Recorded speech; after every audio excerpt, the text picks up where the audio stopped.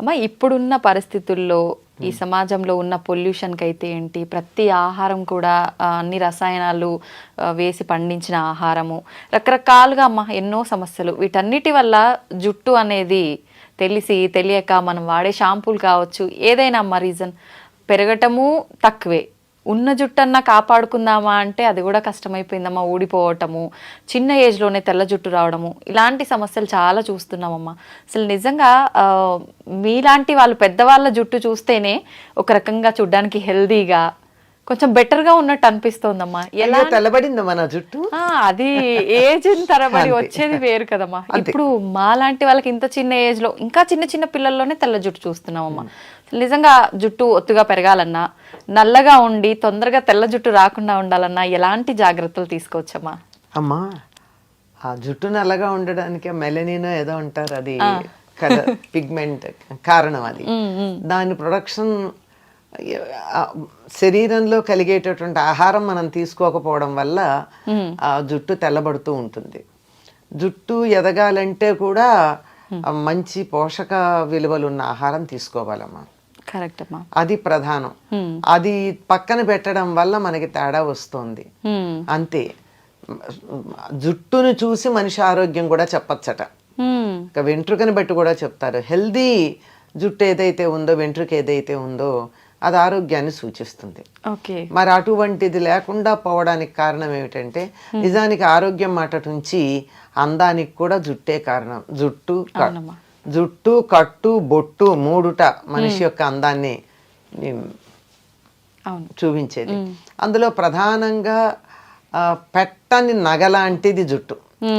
నగలైతే తెచ్చిపెట్టుకోవాలి, బట్టలైనా వేరేవి తగినవి కట్టుకోవాలి. జుట్టు మాత్రం సహజంగానే ఉంటుంది. అది ఆ సహజమైన అలంకారమే లేకపోయాక ఎంత బాధ అనిపిస్తుంది. నిజంగా మనం లేనిది తెచ్చిపెట్టినా ఏదో ఒకటి ఆర్టిఫిషియల్. కానీ మిగిలినవని కట్టుకున్న బట్టలు కావచ్చు, నగలు కానీ తెచ్చిపెట్టినవి, జుట్టు తెచ్చిపెట్టక్కర్లేదు కదా, సహజంగా ఉంది. దాన్ని పాడు చేసుకోకుండా ఉండగలిగితే చాలమ్మా. అయితే సహజంగానే కొంతమందికి ఒత్తుగా నల్లగా ఉంటుంది, కొంతమందికి అంత ఒత్తుగా ఉండదు, పలచగా ఉంటుంది. వెంట్రుక కూడా సన్నగా ఉంటుంది కొంతమంది వెంట్రుక చాలా ముద్దుగా ఉంటుంది. కానీ ఎంత సన్నని వెంట్రుక ఉంటే అంత మంచిది సాముద్రిక శాస్త్రం ప్రకారం. అంత సన్నగా ఉండి అంత ఒత్తుగా ఉండాలి. అంత సన్న వెంట్రుకలతోనూ జుట్టు లావుగా రావాలి. అలా ఉండాలి అంటే తినే ఆహారమును దానికి పోషణ రెండు చక్కగా ఉండాలి. ఈ రెండింటిలోనూ మనం ఈ కాలం సరిగ్గా చేయటం లేదు కనుక మనకు ఆరోగ్యంగా లేదు. ఎంతసేపు బలమైనటువంటి ఆహారం తీసుకోండి అంటే WHO చెప్పినటువంటి లెక్కలు తీసుకుని, ఎంతసేపు పాశ్చాత్య దేశాల వాళ్ళు చెప్పినటువంటి ఫుడ్ గురించి ఆలోచిస్తున్నాం కానీ మన దేశంలో మనకు ఉపయోగపడే ఆహారం గురించి ఎవరు ఆలోచిస్తున్నారమ్మా? అవునమ్మా. ఎంతసేపు లెట్యూస్ తిన్నావా, ఇంకోటి తిన్నావా అని అడుగుతున్నారు కానీ కొయ్య తోటకూర తింటావా అని అడిగిన వాళ్ళు ఎంతమంది ఉన్నారు? గోంగూర తిను అని చెప్పిన వాళ్ళు ఎంతమంది ఉన్నారు? ఈ రెండు, కొయ్య తోటకూర గనక తిన్నట్టు, తోటకూరలో ఒకటి, తోటకూర మామూలుగా ఉండేది ఒకటి కాక, పెరుగు తోటకూర కాక కొయ్య తోటకూర ఉండదు. కాడ ఎర్రగా ఉండి చిన్న ఆకులు ఉండి, తోటకూర ఇంతెత్తు కూడా పెరగచ్చు కానీ ఈ తోటకూర చిన్నది నేల మీద మన పుదీనా లాగా పెరుగుతూ ఉంటుంది, చాలా బాగుంటుంది. అది పూర్తిగా ఐరన్తో ఉంటుంది. అది తినచ్చు కదా. ఐరన్ ట్యాబ్లెట్లు వేసుకోవడం మనకు అభ్యంతరం లేదు కానీ అది తినం. పూర్వకాలం మనకి తాజాగా ఇటువంటి ఆకుకూరలు తినేవాళ్ళు. సరి పైగా ఏం తినేవాళ్ళు? అన్నం, పప్పు, నెయ్యి, ఏదో ఒక కూర. ఆకుకూరలు తరచుగా, ఆ కూర కాకపోయినా మామూలు కూర, ఏదో ఒక కూర, ఇంత మజ్జిగో పెరుగు. దీంట్లో కావాల్సిన పోషకాలు ఉన్నాయి కదా. అన్నంలోనేమో కార్బోహైడ్రేట్ ఉంది, పప్పులోనేమో ప్రోటీన్ ఉంది, కూరల్లోనేమో లవణాలన్నీ ఉన్నాయి, మనకు కావాల్సిన లవణాలన్నీ. తర్వాత కొన్ని వీటిల్లోనే ఆకుకూరల్లో విటమిన్ ఏ, విటమిన్ సి ఇలాంటివన్నీ ఉన్నాయి. నీకు లేనిదేమిటి? పోషకాలతో నిండినటువంటి ఆహారమే కదా. అందులోనూ ఆకుకూరల్లో గనక అయినట్టయితే కాల్షియము, తర్వాత ఐరను, ఇంకా కొన్నిట్లో మెగ్నీషియము, ఇవన్నీ కూడా ఉన్నాయి. ఇవి శరీరానికి కావలసినంత కనుక ఉంటేనే కదా మనకి జుట్టు పెరిగేది. మంచి స్టైలిష్గా క్యారెట్, బీట్రూట్, క్యాబేజ్, కాలీఫ్లవర్, టమాటా, ఇంతకు మించి కూరలు ఎక్కడ కనపడుతున్నాయి మనకి? ఎక్కడికన్నా వెళ్ళండి, అవునమ్మా, ఇవే కనపడుతున్నాయి కదా. అవును. మరి ఇవి తింటే ఇందులో నీకు ఖనిజ లవణాలు ఎక్కడున్నాయి? అవి అవి చెడ్డ వంటల్లా. వీటికి పరిమితం అయిపోతే, వీటి దగ్గర మనం ఆగిపోతే మిగిలినటువంటి ఐరన్, కాల్షియం లాంటివి ఎక్కడి నుంచి వస్తాయి? అవును. విటమిన్ ఏ రావచ్చు, సి కూడా రావచ్చు, మిగిలినవి రావు కదా. ఇలాంటి ఆరోగ్యకరమైనటువంటి ఆహారం తీసుకోవాలి. ఈ రోజుల్లో ఆరోగ్యకరమైన ఆహారం అనగానే ఖరీదైన ఆహారం గురించి ఆలోచిస్తున్నాం, బరువైన ఆహారం గురించి ఆలోచిస్తున్నాం. అంత బరువైంది తిన్న కొద్దీ జీర్ణకోశం మీద పని ఎక్కువ పడి శక్తి అంతా అరిగించుకోవడానికి అయిపోయి నీరసపడుతున్నాం. అందువల్ల తేలికగా అరిగేది, పోషక విలువలు కలిగిన ఆహారం మొట్టమొదటిదమ్మా. దీని నుంచి దూరం అయ్యాం మనం. అవునమ్మా. అసలు ఆరోగ్యంగా ఉంటే జుట్టు ఊడదు. ఆరోగ్యం చెడిపోవడానికి సమయానికి ఆహారం తీసుకోకపోవడం, సమయం కూడా ఇంపార్టెంట్. సమయంతో పాటుగా తీసుకునే ఆహారం జంక్ ఫుడ్ ఎక్కువ తీసుకోవడం, ఇది డైజెస్టివ్ సిస్టమ్ మీద ప్రభావం చూపించి అన్ని రకాల ప్రభావం చూపిస్తుంది. ఇవన్నీ లోపలికి తీసుకునేవైతే విటమిన్ ఈ ఉన్న పదార్థాలు కూడా తీసుకోవాలి. అందుకే ఆల్మండ్స్ తినమంటున్నారు. కొంచెం డబ్బు ఎక్కువ కదా, ఖరీదు ఎక్కువ కదా, అది మంచిది అనుకుంటాం మనం. అవునమ్మా. ఖరీదైతే మంచిది అనే అభిప్రాయం ఉంటుంది కదా, అలా సాగుతుంది. సరే, తీసుకుంటే తప్పేంలే, తీసుకోవచ్చు. కానీ అందులో ఎంత ఆయిల్ తీసేసిన పిచ్చి ఆల్మండ్స్ వస్తున్నాయి కూడా చూసుకుని తీసుకోండి. ఆల్మండ్ ఆయిల్ తీసేసిన కూడా వస్తాయి, అట్లా కాకుండా. సరే, ఇదైతే ఇక బయట చేయవలసిన పోషణ ఏదైతే ఉందో దాంట్లో ప్రధానమైనది మనం మానేసాం. అందువల్ల జుట్టు తెల్లబడుతోంది. ఏంటమ్మా అది? ప్రధానమైన పోషణ ఏమిటంటే తలకి నూనె రాచుకోవడం. ఎంతమంది చేస్తున్నారు? చాలా తక్కువగా. ఎప్పుడు నెలకు ఒకసారి, నెలలో 2 సార్లు. అది భయంకరమైనటువంటి దోషంలాగా కనపడుతుంది మనకి. అనేక రకాలుగా మనకి నూనె రాస్తే చికాకు అనేవాళ్ళు కొంతమంది, నూనె రాస్తే స్టైల్గా ఉండదు, జుట్టు ఇలా ఇలా ఇలా ఎగురుతూ ఉండాలి. మన మనసులో ఉండే విచ్చలవిడితనానికి సంకేతం మన జుట్టు ఎగరేయడం. అంటే దేనికి అదుపులో ఉండం మేము, మమ్మల్ని అలా కట్టి పెట్టగలిగిన వాళ్ళు ఎవరూ లేరు, మా ఇష్టం అని చెప్పడానికి సంకేతం. మనకి సినిమాల్లో వాటిలో చూపిస్తారు చూడండి, ఇవాళ నుంచి ఎవరి మాట వినను అనగానే జుట్టు ముడి విప్పిలా ఎగరసిస్తుంది. అంటే అక్కడ కనపడుతుంది స్వాతంత్ర్యం. ఇలా ఎగరేస్తే నూనె రాచిన జుట్టాలు ఎలా ఉంటుంది? ఉండదు. కనుక అది కాదు. పైగా సినిమాల్లో చూపించి, నవలల్లో రాసి, వీటన్నిటిని చిత్రాల్లో వేసి, పైగా కొన్ని రకాల బొమ్మలు చూసి, రవివర్మ బొమ్మలు అవి, జుట్టు విరబోసుకోవడం ఫ్యాషన్ అనుకున్నాం.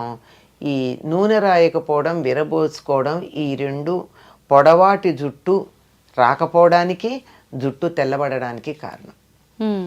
ఈ మధ్య డాక్టర్లు కూడా కొంతమంది చెప్తున్నారు కదమ్మా, డైలీ నూనె పెట్టి అలా వదిలేయకూడదు, ఎక్కువగా అంటే పెట్టి హెడ్ బాత్కి ఒక 1/2 అవర్ బిఫోర్ పెట్టి వెంటనే తలస్నానం అంటే మనం వద్దంటే మనం రాచుకోమంటున్నాం గనక చెప్తున్నారు, మనకు కంఫర్ట్ ఇస్తున్నారు అంతే.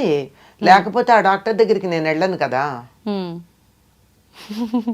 ఒక ఆర్టికల్ రాశారమ్మా గొల్లపూడి మారుతీరావు గారు, ఆయనకి చుండ్రు వచ్చింది ఒకసారి.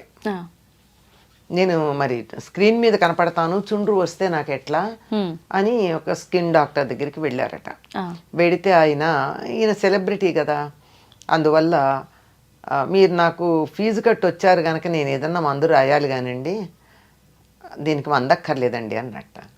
అదేమిటండి అంటే, ఇంటికి వెళ్ళి మీరు తలకి నువ్వుల నూనె రాచుకుని కాసేపు ఎండలో కూర్చుని ఆ తర్వాత మీరు ఆ నువ్వుల నూనె వదిలించేసుకోండి. ఇలా మీరు చేసినట్టయితే 4-5 సార్లు చేశాక మీకు రమ్మన్నా, ఎన్నిసార్లు చెప్పాడు ఆయన, చుండ్రు రాదు అని చెప్పాడు. ఆయన రాశారు, ఆయన గొల్లపూడి మారుతీరావు గారు, ఆయన ఒక ఇది కాలం రాస్తూ ఉంటారే, దాంట్లో రాసినటువంటి మాట. ఆయన ప్రపంచ ప్రఖ్యాతిగాంచినటువంటి డెర్మటాలజిస్ట్, ఇది రాసినటువంటి ప్రిస్క్రిప్షన్ రాసిన ఆయన. ఇంటికి వచ్చి ఆ మాట చెప్తే వాళ్ళ నాయనమ్మ తిట్టిందిట, నేను చిన్నప్పటి నుంచి చెప్తూనే ఉన్నాను, బుద్ధి లేదుట్రా అని. అంతే కదా. అంతే. అంచేత వారానికి ఒక్కసారన్నా నువ్వుల నూనె బాగా తలకి పట్టించి కొంచెం సేపు నాని అప్పుడు తలంటి పోసుకోండి. ఆహా. ఓకే. అది ఆ నూనె రాచి పోసుకోమన్నది నువ్వుల నూనె అట్లా చేయడానికి. ఎందుకంటే నిత్యం నువ్వుల నూనె రాచుకున్నట్టయితే మనకి ఆ బాగుండదు, జిడ్డుగా అనిపిస్తుంది. ఓకే. అదంతా అవసరం కూడా లేదు. ఇక మామూలుగా ప్రతిరోజు హాయిగా కొబ్బరి నూనె రాచుకోండి. కొబ్బరి నూనె ఏమీ అంత బరువుగా ఉండదు, తేలిగ్గా ఉంటుంది. రాచుకున్నంత మాత్రాన మనకి ఇబ్బంది కలిగించేది ఏం కాదు. ఓకే. కనుక నూనె రాచుకుంటే జరిగేది ఏమిటో చెప్తా. నూనె రాచుకుని మనం ఎండలోకి వెళ్ళినట్టయితే ఆ నూనె వెంట్రుక మీద ఉన్నటువంటి నూనె సూర్యుడి నుంచి వచ్చేటటువంటి అల్ట్రావైలెట్ కిరణాలని రిఫ్లెక్ట్ చేస్తుంది, లోపలికి రానియదు. అందువల్ల జుట్టు తెల్లబడదు. ఓకే. దానిపైన ఉన్నటువంటి మెలనిన్ పొరని అది పాడు చేయదు, నలుపు రంగుని. ఓకే. అందువల్ల తొందరగా నల్లబడదని పెద్దవాళ్ళు చెప్పిన మాట. ఇది మనకి నచ్చదు గనక ప్రత్యామ్నాయాలకు పెడుతూ ఉన్నాం. కనుక మీరు ఇలా ఫోన్ తీసి యూట్యూబ్ గనక ఏది కావాలని మీరు యూట్యూబ్ కోసం సెర్చ్ చేద్దామని నొక్కినా వెంటనే వచ్చేది నల్లని జుట్టు, 10 నిమిషాల్లో మీ జుట్టు నల్లబడేది అనేవే కొన్ని వందలు వస్తున్నాయి. అవునమ్మా కదా. తర్వాత ఇంకొకటి ఏమిటంటే, తలకి నూనె పెట్టుకోవడం వల్ల మెదడుకు చలవదనం ఉంటుంది. మెదడు మనం ఎక్కువ మనసుతో పనిచేసే వాళ్ళు తలకి నూనె పెట్టుకోవాలి. లేకపోయినట్టయితే మెదడు యాక్టివిటీ ఎక్కువయ్యి వేడి వచ్చి ఆ వేడి ఇక్కడి నుంచి బయటకు వచ్చే జుట్టు తెల్లబడిపోతూ ఉంటుంది. అందుకే పరీక్షలు అది అయినప్పుడు ఇంట్లో పెద్దవాళ్ళు ఏం చేసేవాళ్ళు, మా పూర్వం బాగా చదువుకుంటే పరీక్షలు అయిపోయాయి ఆయన మెదడు బుర్ర వేడెక్కినట్టుందని చెప్పి ఆమోదం పెట్టేవాళ్ళు. ఇలా పెడుతుంటే అలా ఇదైపోతుంది, అందులో ఏముండకుండా ఆవిరైపోతుంది, ఇంకిపోతుంది. పరీక్షల్లో ఇప్పటికైనా సరే వారానికి ఒకసారి కానీ తలకి ఆముదం పెట్టుకోగలిగినట్టయితే జుట్టు ఎట్లా పెరుగుతుందో మీకే తెలుస్తుంది. అంటే నల్లబడుతుందని నేను చెప్పలేను, ఎందుకంటే నల్లబడ్డం అనేది మనం చాలా వాటికి రకరకాల పనులు చేస్తున్నాము. వయసు కూడా ఒక ప్రభావం ఉంటుంది. కనుక ఆముదం పెట్టుకుని చూడండి, మంచి ఆముదం. డెఫినెట్లీ జుట్టు పెరగడంలో తేడా ఉంటుంది. కాకపోతే ఆముదం పెట్టుకుంటే కొంచెం జుట్టు అతుక్కుపోయినట్టు అనిపిస్తుంది. మరి అవ్వా కావాలి బొవ్వా కావాలంటే ఎట్లాగండి.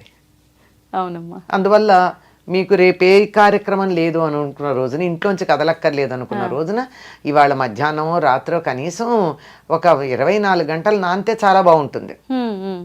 ఆ ఆముదం పెట్టుకుని ఆ తరువాత అప్పటికి లోపలికి పెడుతుంది, మెదడుని చల్లబరుస్తుందమ్మా. జుట్టు తెల్లబడడానికి ఊడడానికి ఉన్న కారణాల్లో ఒకటి ఏమిటంటే మానసికమైనటువంటి ఎక్సర్సైజ్ ఎక్కువ. ఆలోచించినా, బాధపడినా, దుఃఖపడినా, ఏడిచినా, రోగం వచ్చినా జుట్టు ఊడిపోతుంది. అవునమ్మా. ఎందుకంటే మెదడు యాక్టివిటీ ఎక్కువ ఉంటుంది కనుక. అది చల్లబరచడానికి పనికొచ్చేటటువంటిది ఆముదము, నువ్వుల నూనె. నువ్వుల నూనెకున్న లక్షణం ఏమిటంటే లోపల దాకా, ఎముకల లోపల నుంచి కూడా లోపలికి వెళ్ళగలదు, ఫాలికిల్ దాకా వెళ్ళగలదు, హెయిర్ రూట్ దాకా వెళ్ళగలదు, కుదుళ్ళు అంటారు, కుదుళ్ళ దాకా వెళ్ళగలదు. కనుక అలా వెళ్ళి జుట్టు బాగుంటుంది. ఇది చేయడం ఇబ్బందికరంగా అనిపిస్తోంది కనుక కొన్ని కావాలంటే కొన్ని చేయాల్సిందే. వారానికి ఒకసారి ఆముదం పెట్టుకుని చూడండి, మంచి ఆముదం. ఓకే.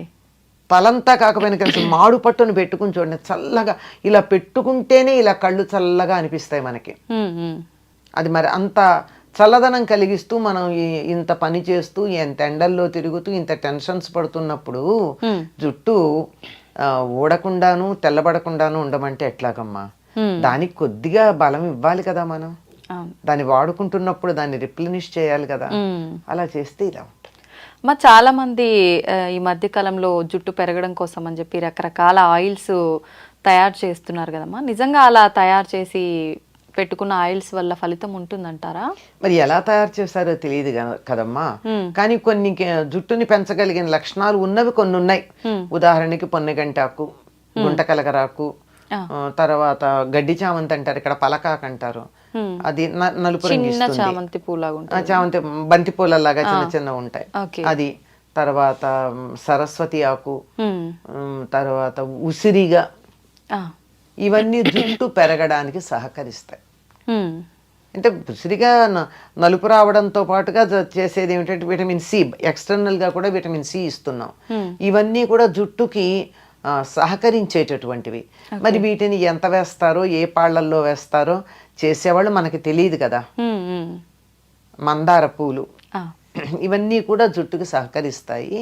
ఓకే. అందువల్ల జుట్టు ఎదుగుదలకి, వాటికి ఎదుగుదల అన్నదానికన్నా ఆరోగ్యంగా ఉండడానికి సహకరిస్తాయి. ఉమ్. ఎంతన్నా ఉండని పేల్గా కాకుండా చక్కగా ఉన్న జుట్టు కొంచెం ఉన్నా బాగానే ఉంటుంది. అవునమ్మా.